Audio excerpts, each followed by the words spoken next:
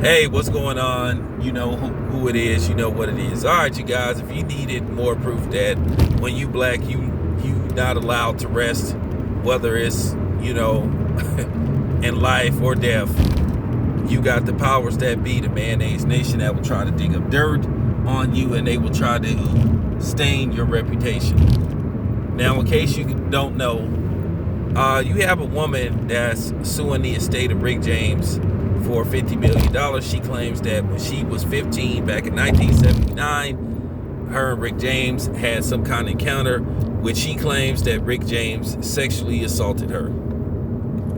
Now, keep in mind, Rick James died in like 2003, 2004. Rick James has been dead for a while. He's been gone for a while. And this incident happened allegedly in 1979. Now, Rick James, throughout his career, he did have an issue with drugs and other things. You know, if you look at some of his songs were inspired by real life ordeal and incidents that happened with him. Now, keep in mind, song Cold Blooded, baby, don't you know that, that song. That song was inspired by Rick James to write because he had an off and on affair with Tina Marie. No, excuse me. Linda Blair. That song Cold Blooded was based off and on affair he had with Linda Blair. And there were some songs that he wrote about Tina Marie. He had an off and on affair with Tina Marie.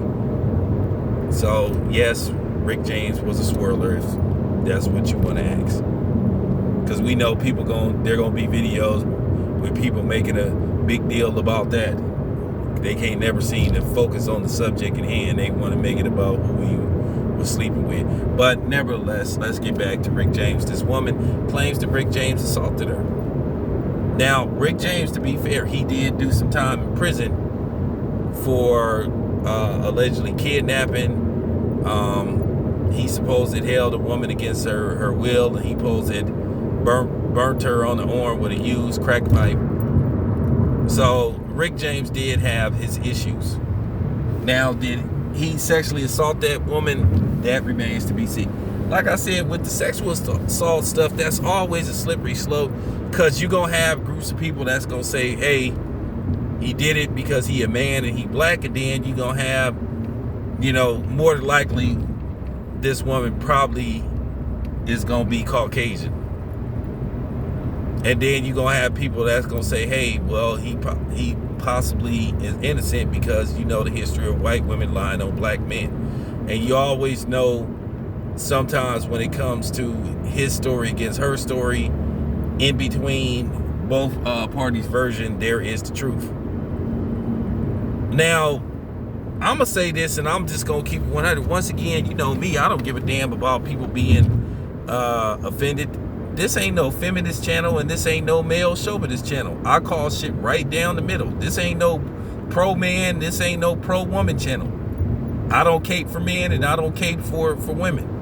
When somebody do some fuck shit, I call them out on it. I don't care what gender they are. That's just real talk. My guesstimation, if I was a gambling man, I think this is probably a situation of this might be a statutory like situation, possibly. Keep in mind, Rick James wrote a song called She Was Only 17.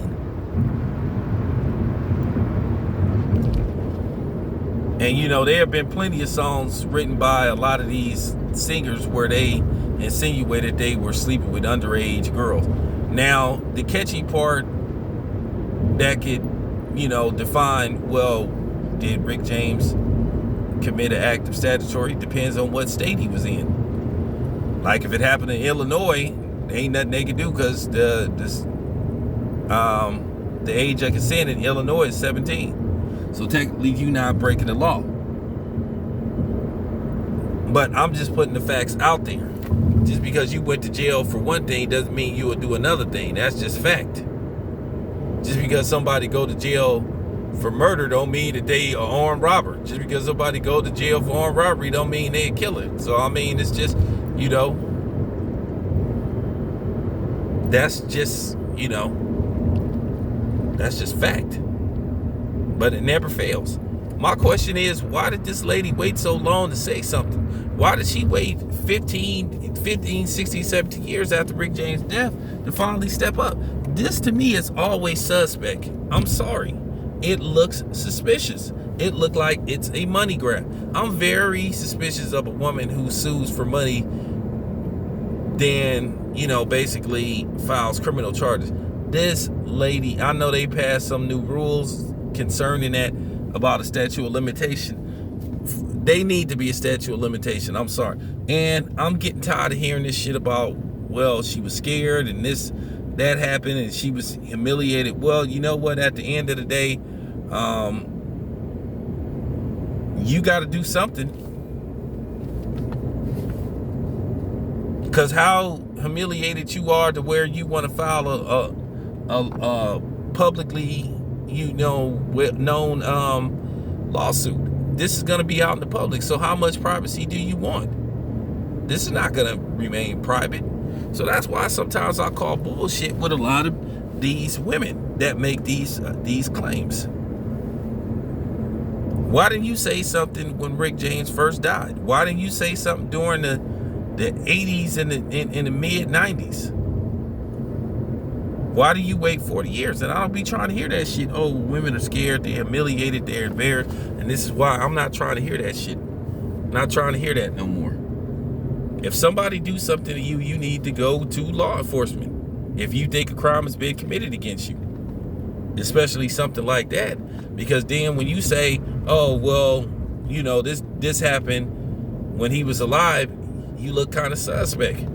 Like I said, I don't give a damn about Me Too and what they think, and you know, you need to be sympathetic. I'm not going to be sympathetic if you waited 40 years to report something that's supposed to have happened that amount of time ago.